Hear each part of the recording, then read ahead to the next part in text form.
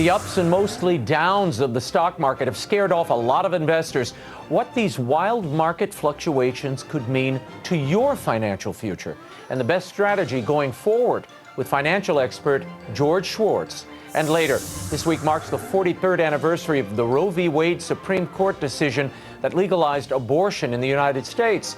We'll discuss the challenges to life in the U.S. and globally with Director of Education at the National Catholic Bioethics Center, Father TAD PACHOLCZYK, and later, the co-chair of the House Pro-Life Caucus, Congressman Chris Smith. The World Over Live begins right now.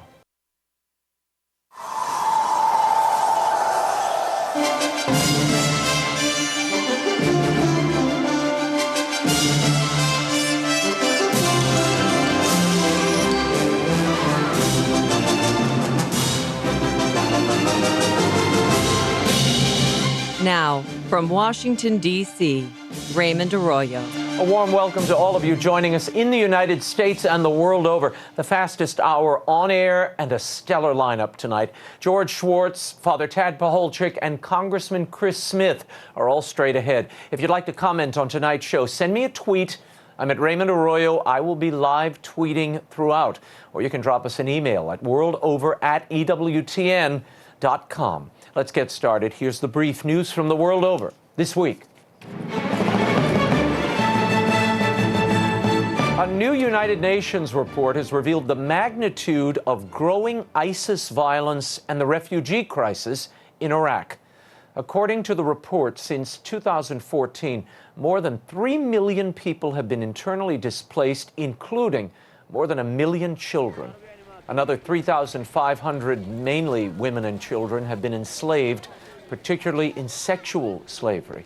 According to the UN, ISIS continues to commit acts of staggering and systematic violence that amount to war crimes, crimes against humanity, and possibly genocide.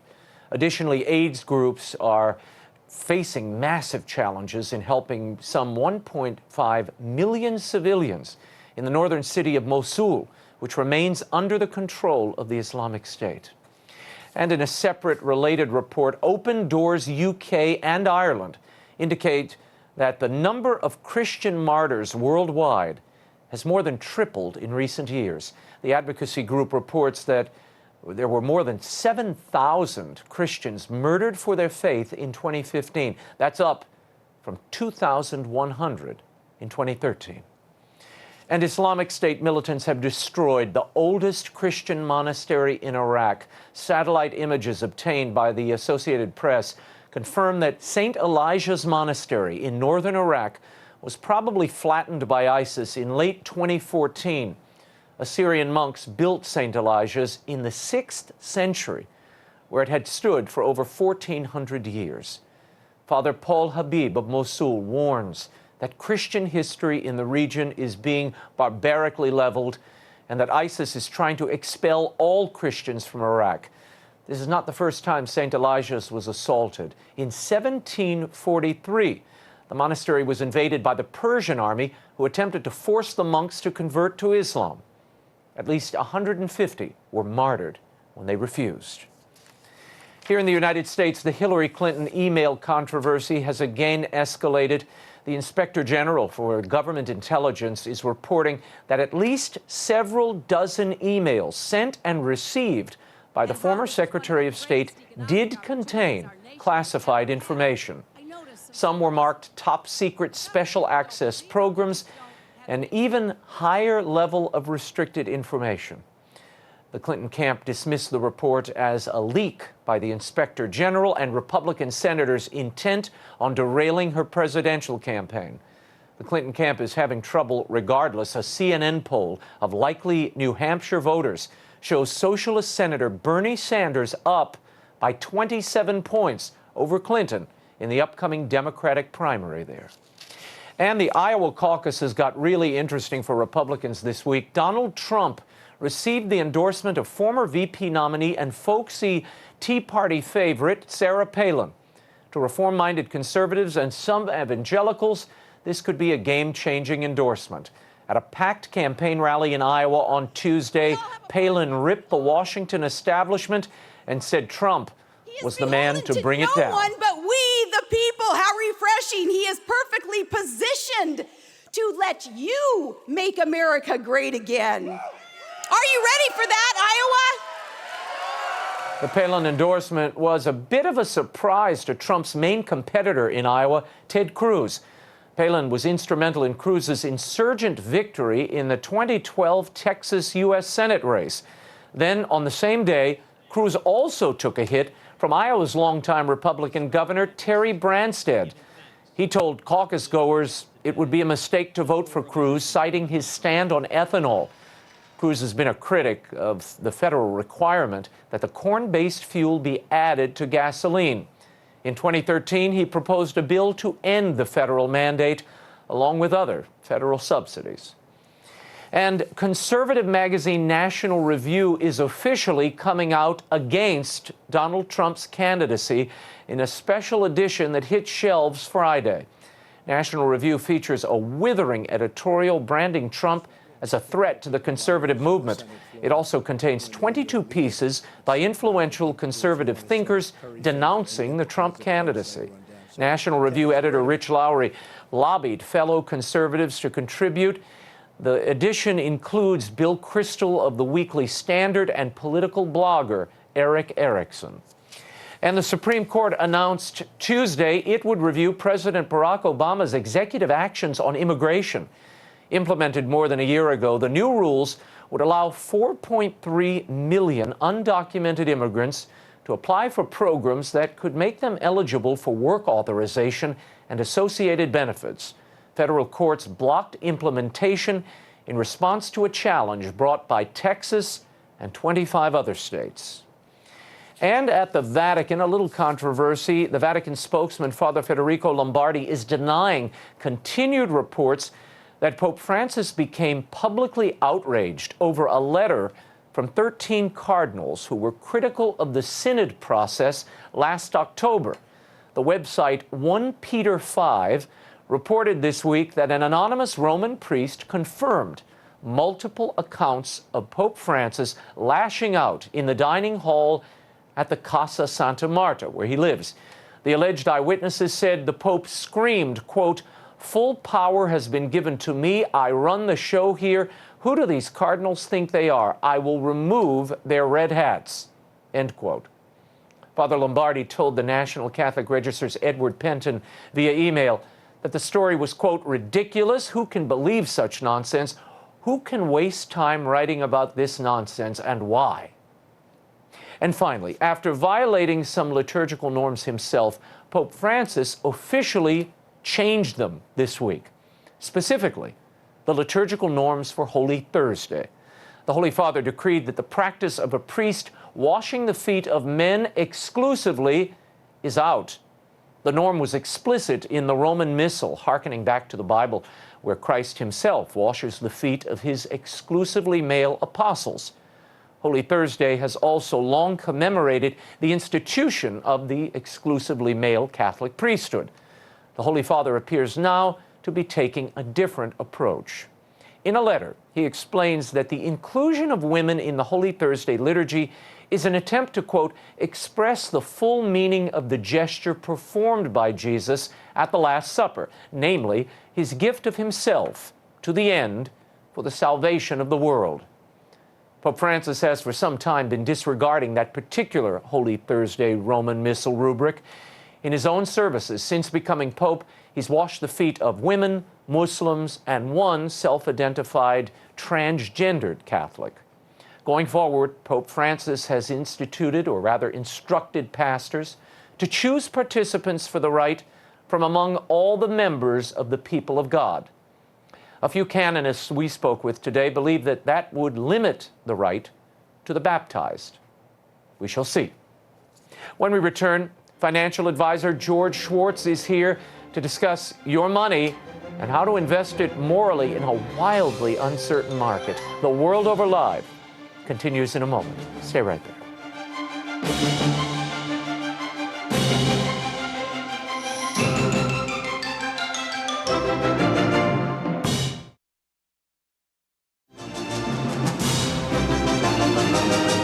Now, once again, Raymond Arroyo. Welcome back to The World Over Live. One challenge we all face: where should I invest my money? Is it too early? Is it too late? Should I start saving for retirement? Should I pull it all out? How does one navigate the current financial markets? My first guest will tackle all of this and more. He's a portfolio manager and founder of Schwartz Investment Counsel and the Ave Maria Mutual Funds. Would you welcome George Schwartz back to the program? George, thanks for being here. Great to be with you. And you Thanks a lot. braved the snow, made it, and you're going to try to escape the blizzard. Tomorrow morning. Okay, fingers crossed. I want to start with the volatility of this marketplace. We've seen the stock market crater. It's bounced back a little bit in recent days. They say January sets the course for the year. What might this year look like, George, given your history with the market? Well, January does sometimes set the path for the year, the course for the year. They often say the first 5 days of the year sets the course for January, and then the whole month of January sets the course for the whole year. And so far it's been down, down, down, down. And we are, in my view, halfway through a bear market. Halfway through. When did it start? Well, the market peaked out in the middle of last year. And historically, bear markets last about 10 months on average if there's no recession. And we don't think there's going to be a recession connected with this bear market. If there is a recession, and we are going into one now, which I don't think is the case, but if we are, the bear markets have historically lasted 20 months. Oh, boy. But if we're halfway through a bear market, there'll be great opportunities during the first part of this year, the first few months of this year, in my view. Okay, so now this is the time to scoop up stocks, you're saying. This is bargain basement time. Grab them now. Yes. Okay, we're going to talk a little bit. Oil has been a big part of driving the world markets down.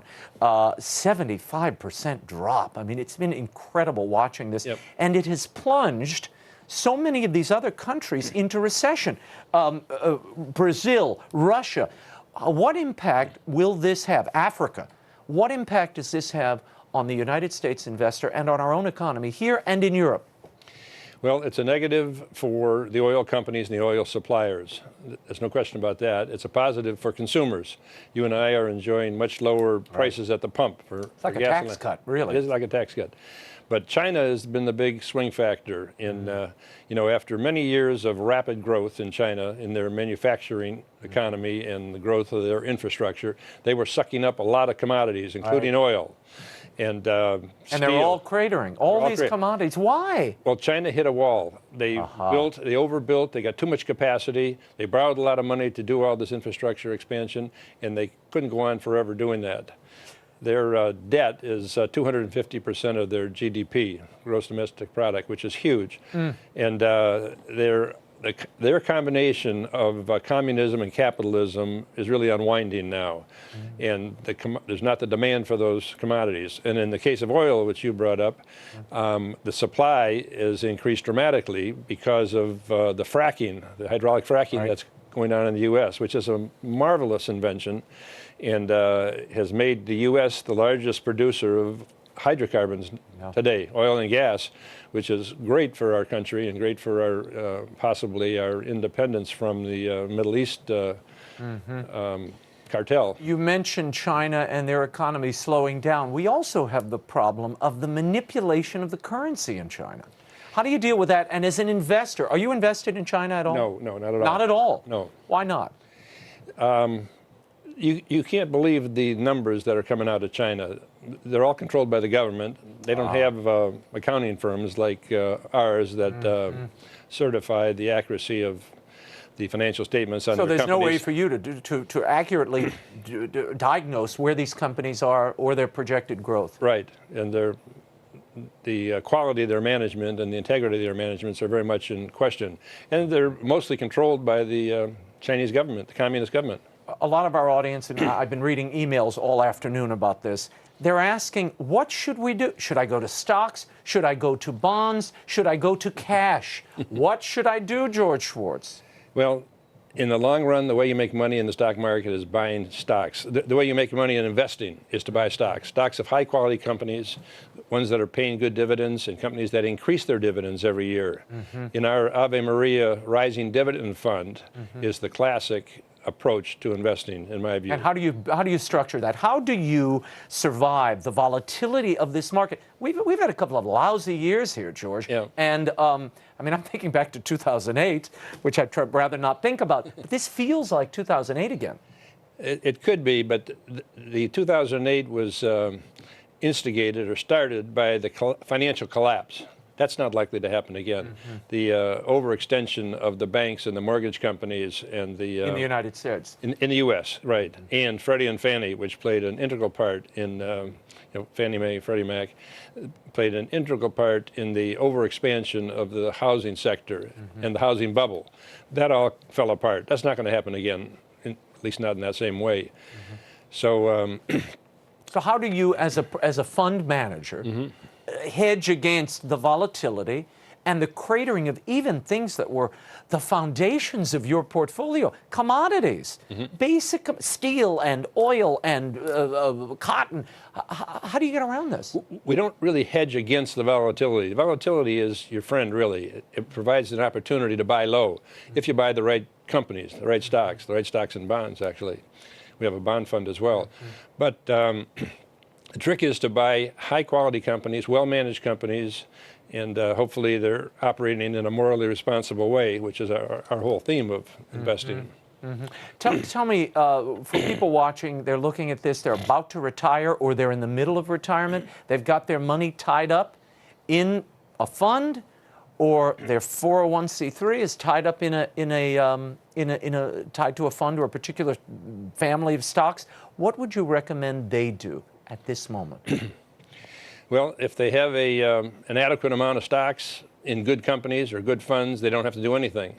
If they want to invest in a morally responsible way, which we advocate, like our Ave Maria mutual funds, they could switch some of their money into our funds. And you have a committee of people, everybody from Michael Novak to Phyllis Schlafly to others, who, what do? They evaluate certain stocks and the moral implications? No, they set the standards for what we should not invest in. I see. They tell us not to invest, we as portfolio managers, to not invest our shareholders' money in companies that support abortion, embryonic stem cell research, Planned Parenthood, or pornography. Mm-hmm. So we screen out those companies. It screens out about 150 companies out of the Russell 3000. So about 5% of the largest companies in the U.S. are screened out, and we can invest in the other 2,850. So if people want to invest morally, they can go to a fund like the Ave Maria Fund, right. Or you could go to an index fund. People tell me, go to one of these index funds. Now, these aren't managed. Tell people the difference between a managed fund and an index fund, which is sort of, to my mind, it's like,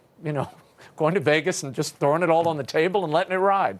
Well, the actively managed funds like ours are run by professional portfolio managers and have a staff of analysts and so forth that pick stocks or bonds for that fund. And sell them actively and buy them actively. Yeah, not like day trading, but right. Sell them from time to time when they get overpriced or when the company doesn't perform properly.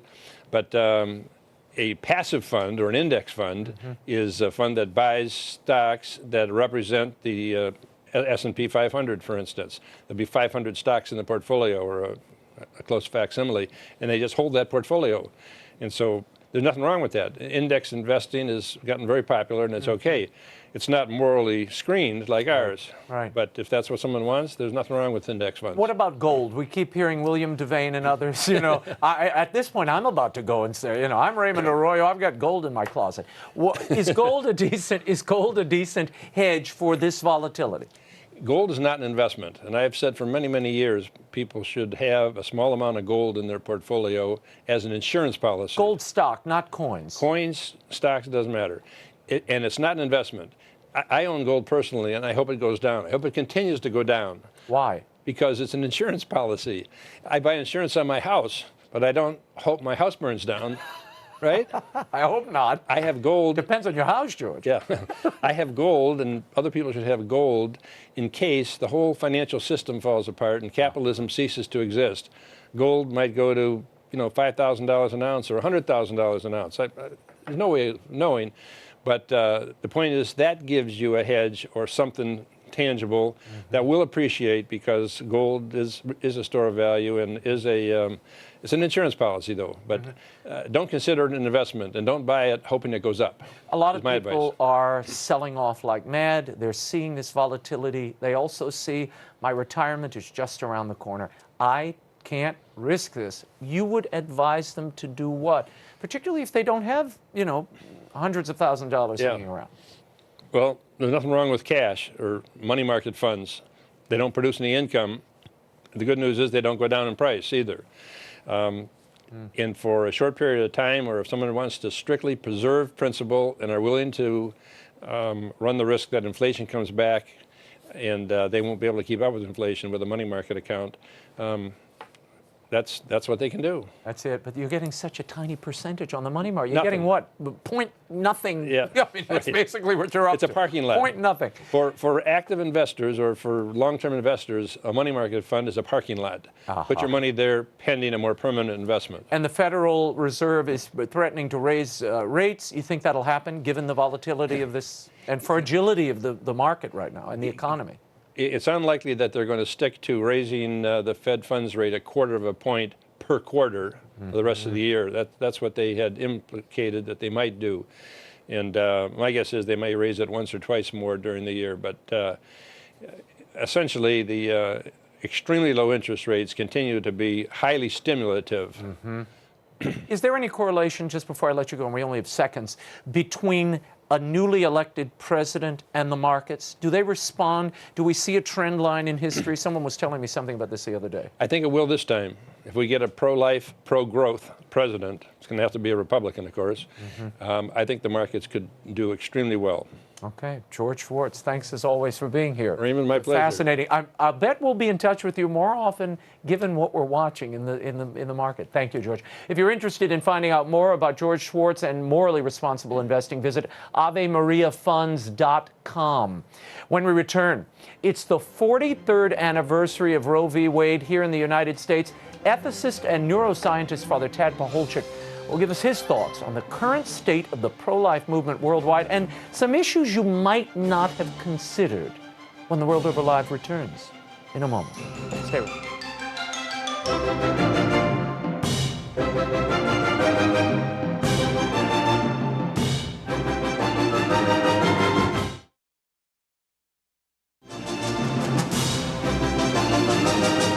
Now, once again, Raymond Arroyo. Welcome back to the World Over Live. My next guest is a neuroscientist and one of the foremost experts in the world of bioethics. He joins us tonight to reflect on the March for Life, but really much broader than that. We're talking about the latest developments in bioethics and some issues that are related to life that perhaps you haven't thought about. He's the Director of Education at the National Catholic Bioethics Center, Father TAD PACHOLCZYK. Father, welcome back to the show. It's been a while. Raymond. Yes, it has. Great to be with you again. It wasn't personal, Father. I want to start with something called conscience coercion we're seeing surrounding so many of these issues of life. What is conscience coercion? Well, I think it's something that we see as a rising phenomenon, and it involves pressure for people who are pro-life to cave. So, for example, if you're a med student who's studying, there may be pressure in your rotations to at least watch an abortion or maybe otherwise learn the technique. Same for placing of contraceptives. This arises, I think, where we have situations where nurses are actually being asked to participate as well. Now, in the past, they've been able to specify that this is something they don't want to do, and there would generally be an understanding and a willingness to respect that. But now we see that that is changing, and people are saying this is part of health care. This is what we mean by health care, that this has to be incorporated. You have to study it. You have to learn the techniques. And I think that we really have to push back very strongly here and say this is not an example of healthcare.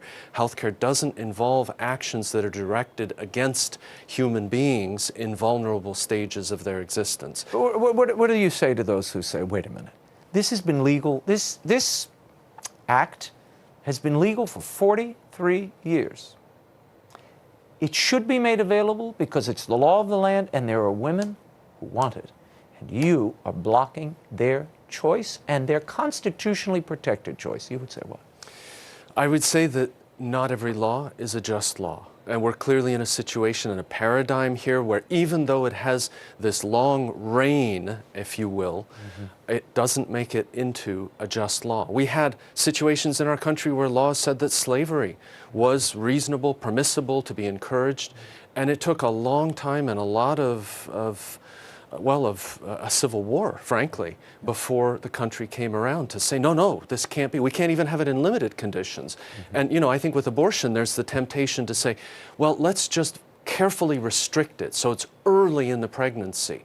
And if we can just limit it there, no late-term abortions, et cetera, just a little bit of abortion. But again, that's not a coherent approach. Similar to saying we could have a little bit of slavery. No. If the principle itself is right, that we need to outlaw slavery, that we shouldn't have humans in that. Same for abortion. Same logic. We've got to be internally consistent. Let's talk about euthanasia. We're seeing really a huge push in the name of charity, mercy. Mercy for those who are suffering. And you see it in op-eds. I hear it from my friends and non-friends here on Capitol Hill. And they'll say things like, when a pet is ill, you in mercy put Fido down.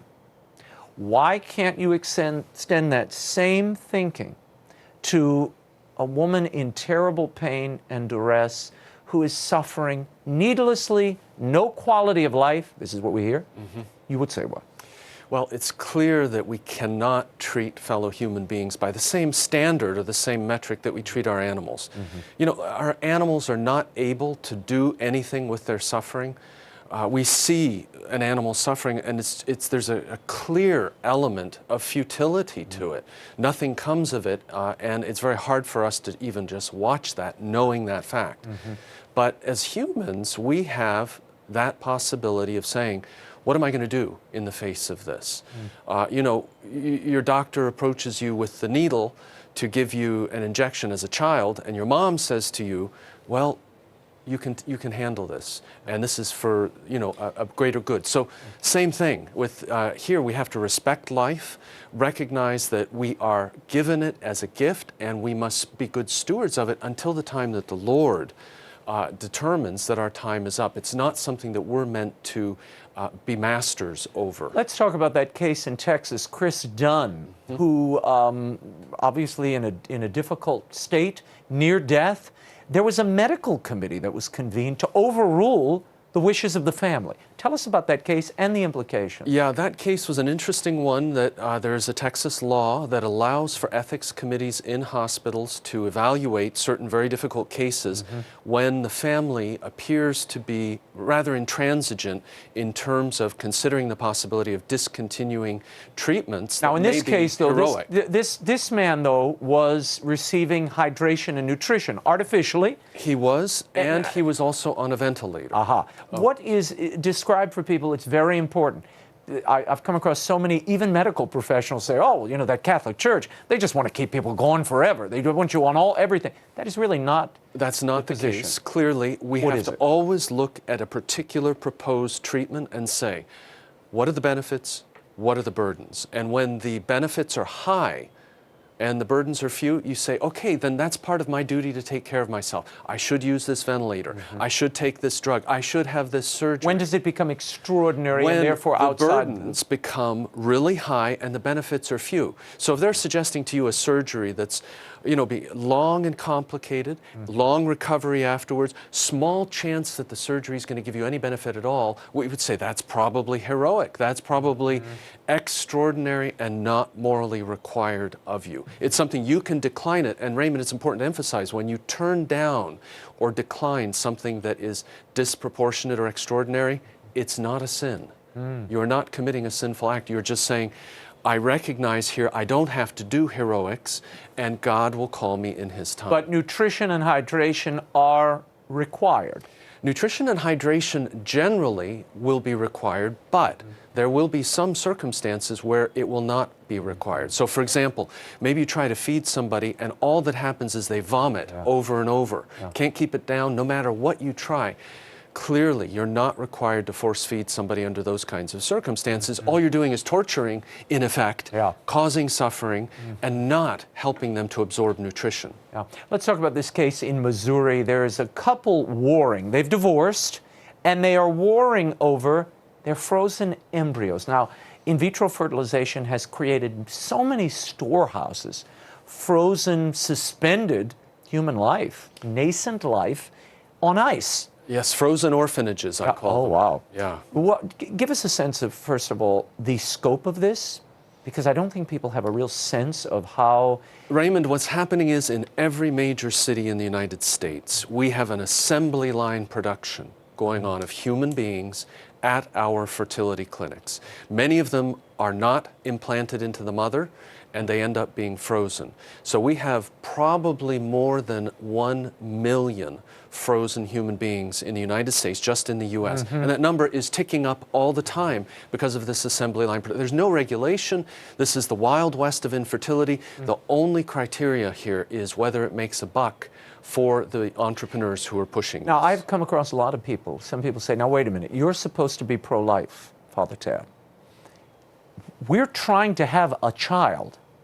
We're spending thousands, $12,000, $15,000, $25,000 an attempt, injecting the mother and implanting several embryos. We're trying to have life. Why are you getting in the way of that? Well, you see, the real issue here is more complicated. What you can do is you can just focus, oh, we want a baby, so as long as we talk about babies, it must be okay.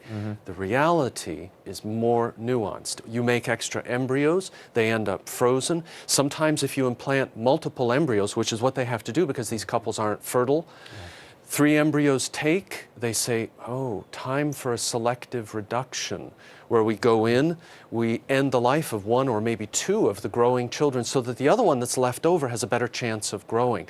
So everyone says IVF is a pro-life kind of a technology. No.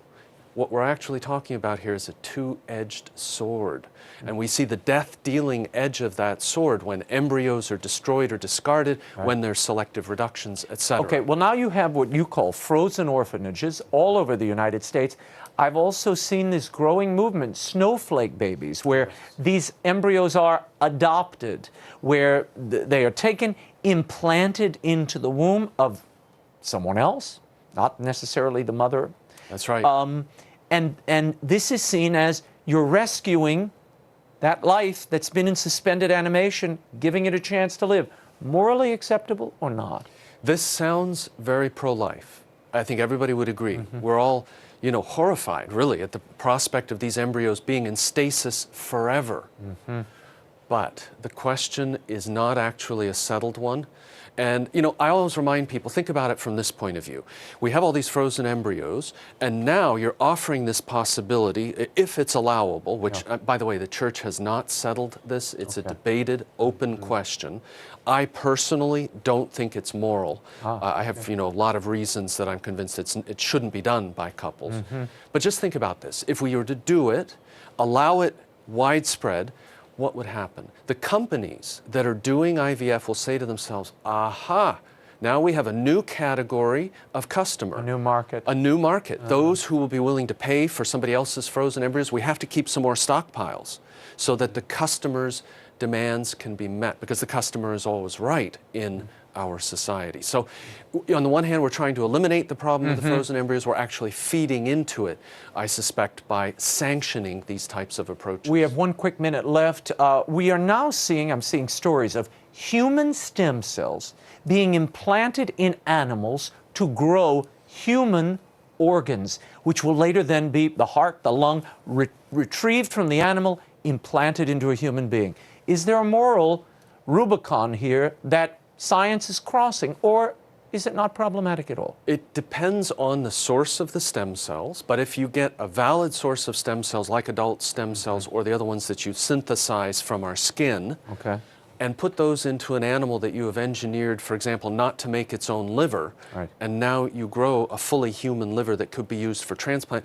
We use animals in a lot of different ways. We eat them, we make clothes out of them. There's not a fundamental moral objection to using them for valid medical purposes and research. So if this technology can be done in a way so that, for example, there's no virus transfer, let's say you're doing this in a pig, you don't want the pig viruses to go into the humans. If all those details can be worked out, potentially a new source for organs. But you wouldn't want Fido to be the surrogate for a little Raymond or something to keep spare parts for later. That would be a no-no. It gets a little bit awkward if we start using the household pets. And Mrs. Arroyo would hunt you down. Thank you, Father Tad. For more on Father Tad's work and all the columns, visit the National Catholic Bioethics Center website at ncbcenter.org. When we return, what's the state of the pro-life debate in Congress? Congressman Chris Smith will join us to discuss this, the Iran deal, and much more. The World Over Live continues in a moment. Stay right there.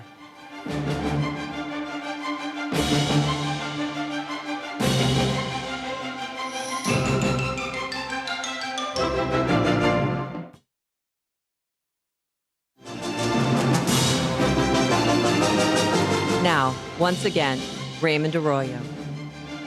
Welcome back to the World Over Live. My next guest is the co-chair of the Congressional Pro-Life Caucus, a stalwart defender of life and human rights, not only in the United States, but around the world. Please welcome Congressman Chris Smith. Raymond, thank you very much. Great for having you here and for being here. And I know you're going to be speaking at the Pro-Life March. Let's talk a bit about some of these polls that have emerged in recent days. There's a Marist poll, and we'll put this up on the screen.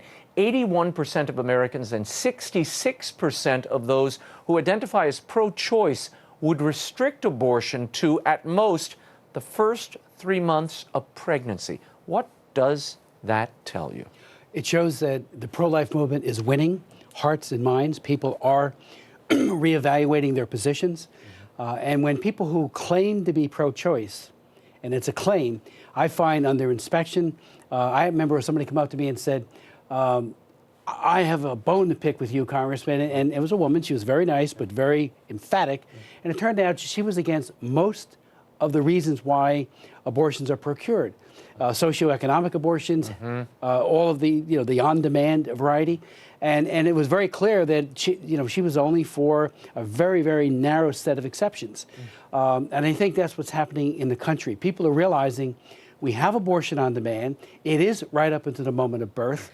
And that at 20 weeks, children feel pain. At 20 weeks, or before even, and we had a bill that was authored by Trent Franks of Arizona that got a good majority in the House, did not yet get consideration by the Senate, that would ban such abortions. These kids suffer excruciating pain while they're being dismembered or chemically poisoned, and most of these are dismemberment abortions. I've introduced a bill to outlaw dismemberment abortions, as some of our states have done, because I think people are waking up to the horror that what goes on in that abortion mill, the Planned Parenthood clinics and the others, is child abuse. It also is abuse of women, because the women do carry terrible scars and trauma from the abortion. What can Congress do? I mean, at the heart of Obamacare, there is this abortion mandate. There's a funding mechanism that was built into the machine. How can you dislodge that? Well, in 2009, the President Obama, came to a joint session of Congress, specially convened, and he told all of us, under my plan, no funding for abortion. That was an unmitigated lie. I can't be any more emphatic about it. Exclamation points after that. As it turns out, Obamacare has funded well over 1,000 insurance plans that subsidize abortion on demand. I've introduced a bill. It's a bipartisan bill. Congressman Lipinski is the chief Democrat co-sponsor that has passed the House several times now, and it's currently pending in the Senate, called the No Taxpayer Funding for Abortion Act. What that legislation will do will be completely take this abortion subsidization out of Obamacare and make permanent all of the other riders like the Hyde Amendment, that covers Medicaid and other HHS programs. My amendment from 1984, way back, that says no funding for abortions under the Federal Employee Health Benefits Program, and all of these other riders that have to be renewed every year as part of our appropriations process. Let's look at the courts for a moment. The Supreme Court is set to review this Texas law. It requires doctors to have admitting privileges in hospitals, requires them to have a doctor on staff. First of all, why is this so controversial? It would seem this would be a medical insurance, if you will, for the women who walk through those doors. But where do you think they will land on this? Where do you think the Supreme Court will rule? My hope is that the court comes down firmly on the side of protecting women. Abortion clinics notoriously have shoddy records.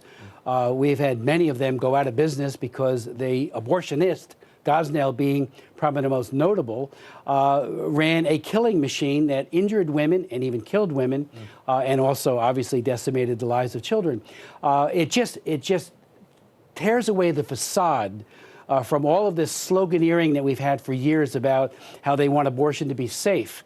Well, why wouldn't you then want this affiliation with a hospital, particularly when there's complications that need immediate help for the woman? Women have died at clinics. We know that. There is gross underreporting of mortality and morbidity. Women who are injured and injured very severely, and we never hear about it because, they go somewhere else to get the aftercare. Yet we hear from just this past week, there's been a lot of reportage, the number of abortions are down from 1.6 million to 1 million. Is this a cause for rejoicing? And the other question is, how accurate is that figure? Is this just medical abortions down or pharmaceutical abortions as well? Well, I think we have to be encouraged that we are winning hearts and minds, and fewer women, as best we can tell, but we do rely on the abortion industry to come up with some of these numbers, like the Goodmacher folks who are used to be part of Planned Parenthood. So I hope they're telling the truth that the numbers are coming down, but they're still unconscionably high. We're talking about 1 million babies, little girls, little boys, who are having their lives snuffed out in a violent procedure. And the violence of abortion is so under-focused upon. It's not a benign act. It's not something that is compassionate or even sane. It is very violent. And as you point out, Raymond, there is this trend towards what's called medical abortion, where chemicals are administered. And the baby, we're not sure if that's being tracked accurately. Or counted at all. So it's unclear.